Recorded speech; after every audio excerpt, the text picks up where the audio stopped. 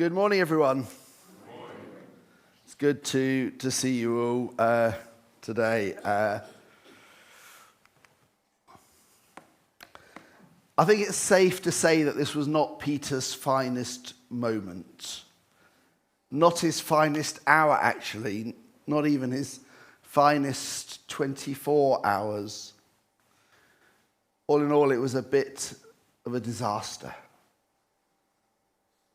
It all began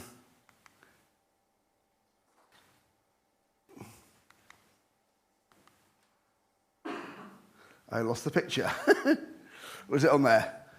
I don't know what you can see, what you can't see. Weird. It all began with Jesus warning Peter that he's going to deny him. Peter, I suspect, reading the text, was actually a bit miffed by this suggestion. Even if everyone else leaves you, Jesus, I will stand by you.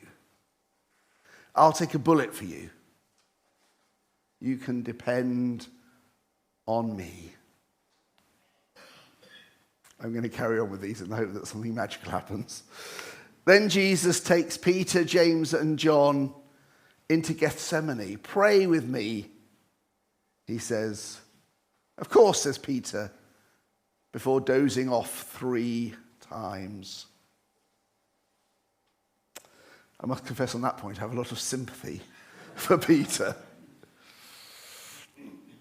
And before Jesus can even wipe the sleepy dust from his eyes, Jesus is arrested.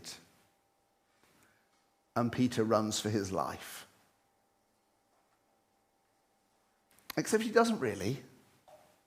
He turns round and, keeping a safe distance, follows the arrest party back to the high priest's house. And when no one's looking, he kind of saunters into the courtyard, mingling with the guards, trying to find out what's happening. What's happening to Jesus? Maybe we should give Peter some credit here. He may have messed up, but he's still deeply invested. He still loves Jesus. And then it begins to seriously unravel. Once, twice, 3 times, he is accused of being one of Jesus' followers. 3 times he denies it. I love the fact that on the 3rd occasion it was his accent that gave him away. When Sarah and I had been dating for a year or so, on one of our trips up to Chorley to visit her family, we met some of her old school friends who took great delight in my accent. Apparently, I talked funny. In Jesus' day, if you were from Galilee, you spoke a different dialect of Aramaic than if you were in Jerusalem. You talked funny. Jesus talked funny. But by this point, Peter is beginning to unravel. Firstly, he denies it. Secondly, he adds an oath. And third, he adds some cursing. I've always assumed, when I've read the text, that he's kind of swearing at his accusers, telling them to go away. But apparently the way the text is written, it's more likely to mean that Peter was cursing Jesus. Not his attackers. He's cursing Jesus. 70 or 80 years later, the Roman governor of chunks of what is now Turkey required those who were accused of being Christians to curse Jesus in order to prove their innocence and avoid death. Peter got there 70 years early. He cursed Jesus. And all that is left is for the cock to crow, just as Jesus said it would. Peter's humiliation is complete. His day has reached rock bottom.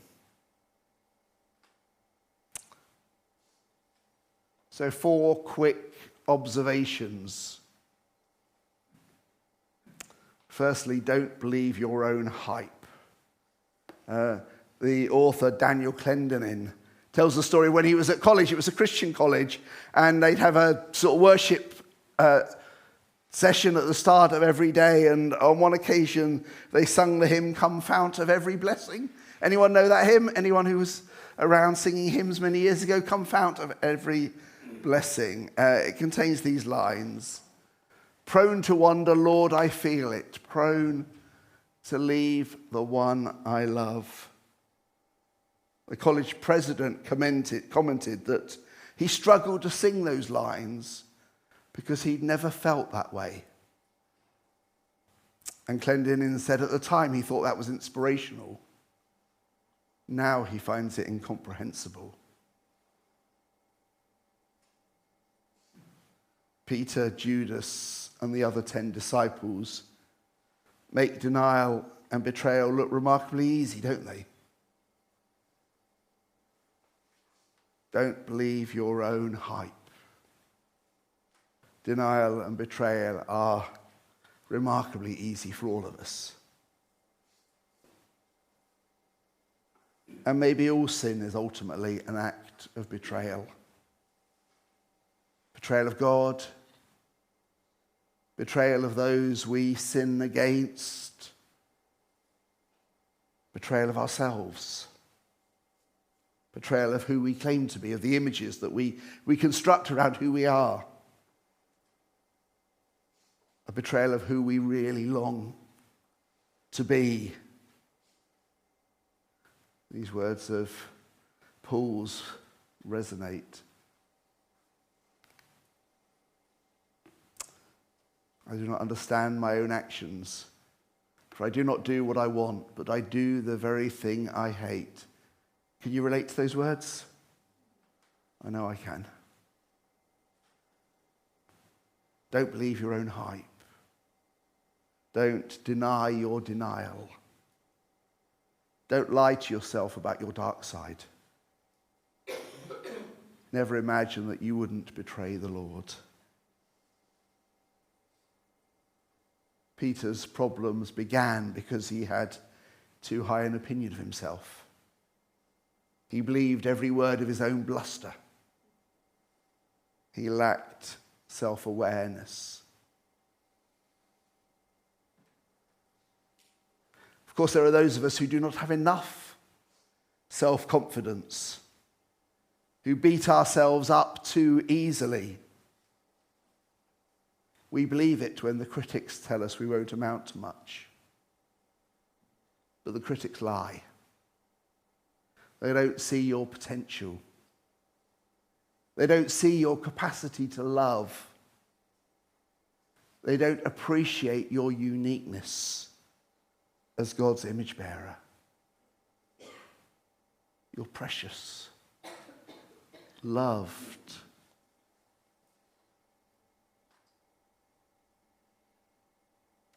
But on the other hand, don't believe those who would lift you on a pedestal either.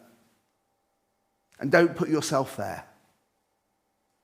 Know yourself, know your own weaknesses, your triggers.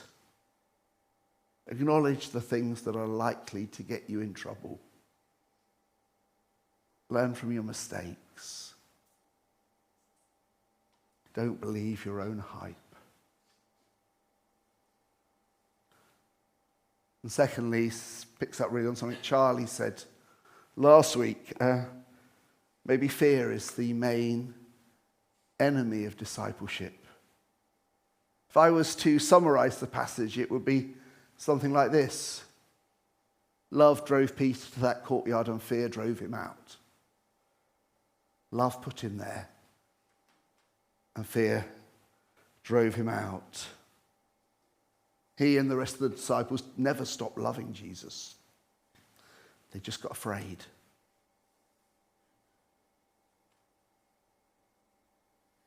That ever rising panic that we see in Peter as more and more folk recognized him and he felt the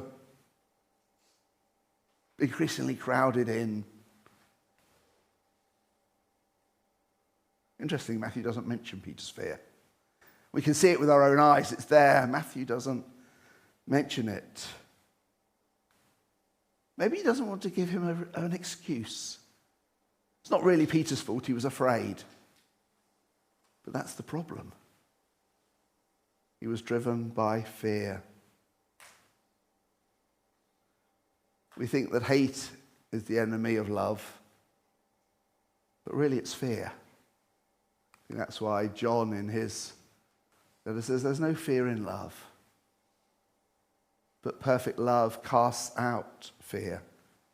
We can't love when we're ruled by fear.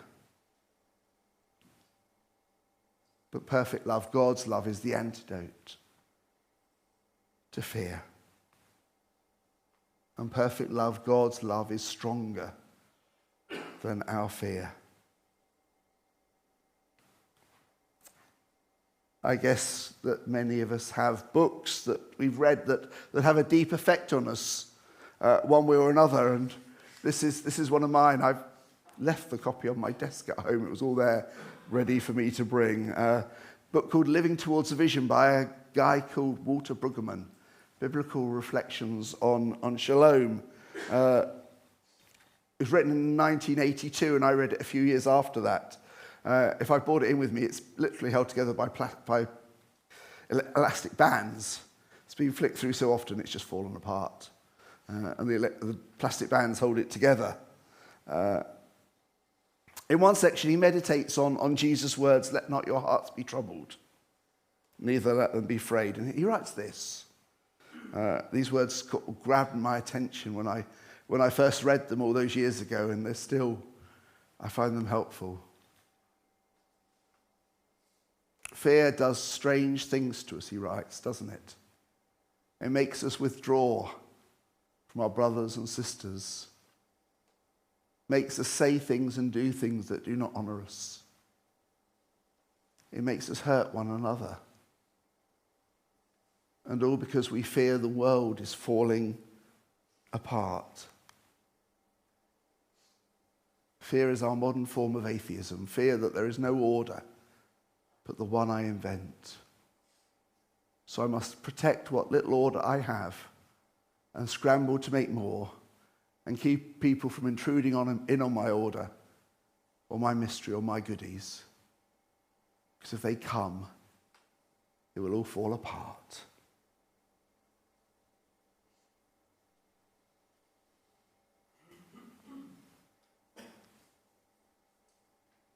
Sadly, we have a whole generation of politicians who seem to play exactly on that type of fear. And it's very effective. Very effective. Particularly when they say, we're the ones who will protect you. Beyond the many practical and real fears that we have, fear of heights or spiders, fears for your future, or your kids' futures, or your grandchildren's futures. Fear of failure, imposter syndrome, the sense that everyone will see me for the fraud that I am. Anyone else suffer from that? One day everyone's going to realize who I really am. The fear that I'm going to mess up. Beyond all of that, I suspect, is something of the truth that Brueggemann names. And of course, if you go on the internet, I Googled it this week, 10 things to help you conquer your fear. There's loads there. And lots of good stuff. Lots of good techniques for when you're in that moment, when you're afraid and you think, I don't know what to do. Lots of good techniques to help you. And if you Google it, but I'm not sure. I think we need something beyond technique to handle the sort of more existential fear, let's call it.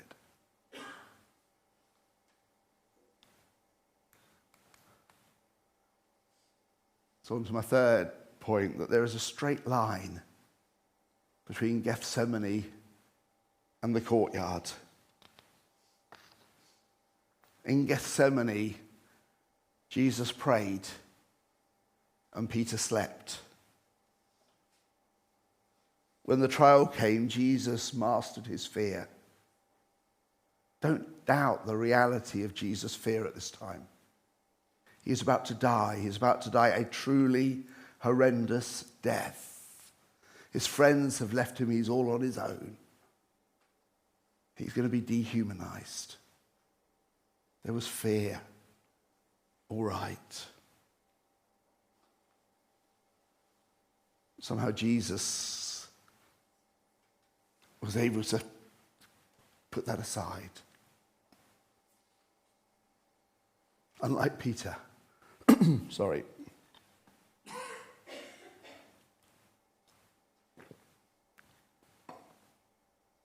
Jesus maybe knew to the core of his being who he was. I'm God's beloved Son. But also recognized his humanity, his need of God's help.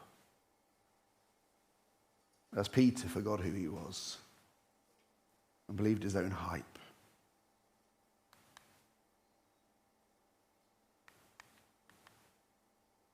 Still getting pictures? No, okay. Imagine the picture of a sprinter at the start of a big race.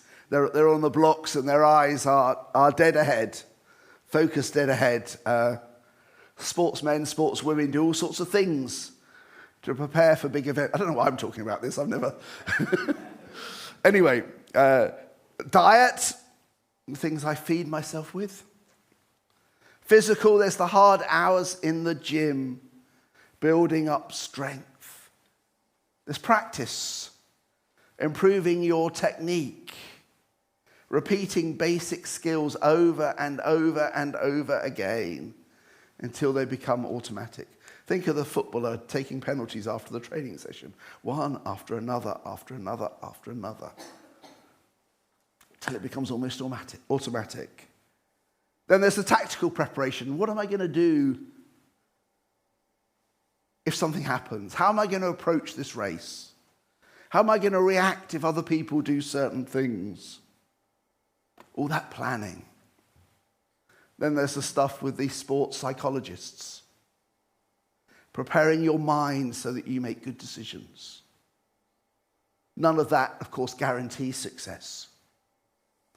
None of that means that the moment won't get to you.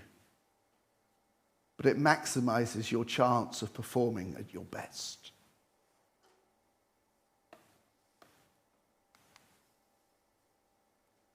Gethsemane wasn't a one-off, it was the pattern of Jesus' life. That regular withdrawing to be with God.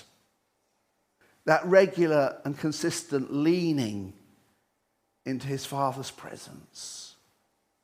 Training his spirit in love and obedience over and over and over again. Peter was probably more like me. Somewhat haphazard in his training. In Gethsemane, Peter's physical sleepiness is a metaphor for his spiritual drowsiness, let's say. Maybe coming to church is a bit like coming to a spiritual gym. Showing up week after week after week, whether you feel like it or not. Worshipping, listening to the Bible, sharing bread and wine over and over again. And hearing those words, "This is my body given for you. Do this in remembrance of me. This is my blood shed for you." There is no substitute for spending time with God. Corporately, individually, our prayer life, whatever spiritual disciplines we find helpful, are all about leaning into God's presence so that simple truth that we are God's loved ones becomes inscribed in our minds, in our hearts, in our souls, so that it becomes the bedrock from which we live. You are loved. You are beloved. You are precious. You are special. You are loved.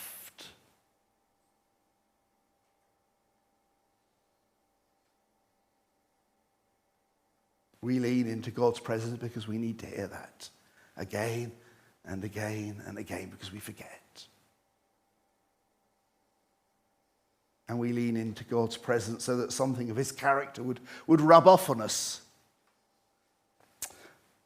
Increasingly these days I find myself thinking, my dad used to do that. You know, it's like when you find yourself saying something and you think, uh-oh. We engage with God so that God's character rubs off on us. Chips off of the old block, as my gran used to say. Identity and character are formed in those times when we engage with God.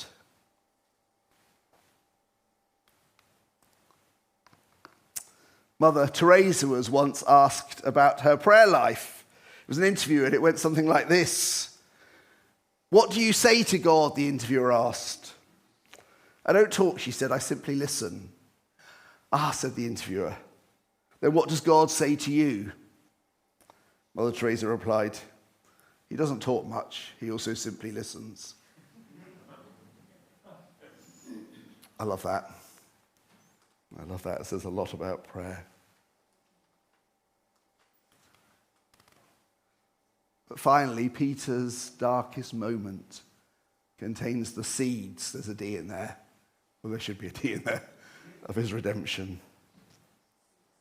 I've got a friend whose life fell apart a few years ago. He'd grown up in church, thrown himself into the life of the youth group.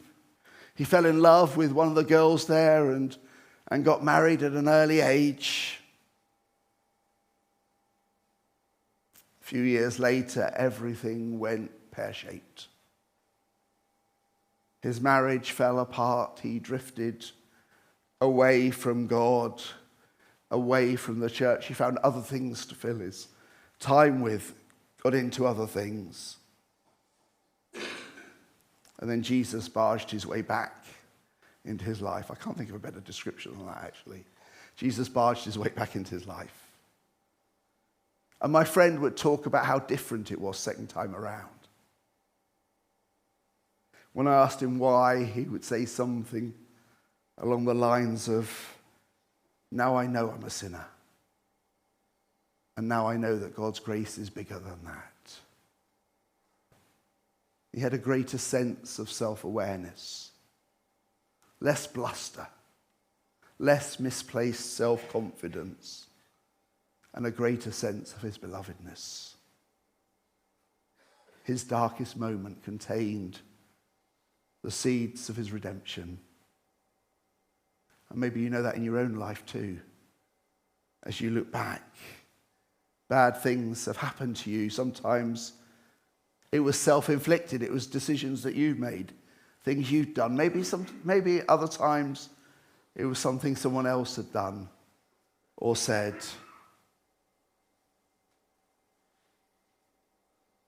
But they always contain the potential for something new, something better.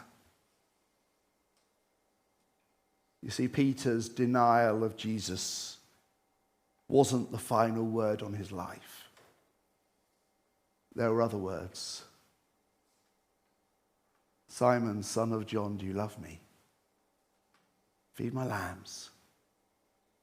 Take care of my sheep. Feed my sheep. Follow me. there was another word, a word of grace, a word of forgiveness. Someone once told me that the heart of Christian ministry often entails identifying pathways to forgiveness and redemption and keeping them open.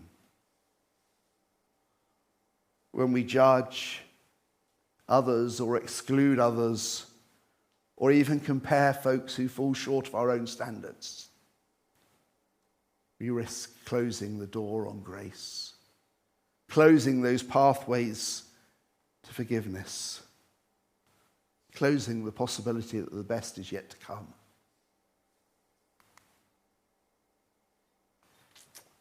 Forgive swiftly. It's a picture of forgive swiftly. You can see it on the wall. That's what our church value says. And I hope and pray that we are becoming the kind of community that when people mess up, whether it's through ignorance, through weakness, through their own deliberate fault, instead of slamming doors in faces, we open doorways of grace and forgiveness. Because that's Jesus' way. That's Jesus' way. So in summary, don't believe your own hype. Denial and betrayal are easy for all of us. Recognize your fear. But know too the straight line that goes from Gethsemane to that courtyard. For Jesus, for Peter. So lean into God's presence. Lean into God's help. Lean into God's love and God's grace. And remember that our darkest moments may contain the seeds of our redemption. And finally, if you feel that you've blown it with God, if you feel that there is no way back, then listen afresh to the word of Jesus. Do you love me? Because I haven't stopped loving you, he says. Do you love me? Well, then let's start again. Follow me. We've got this. You and I together.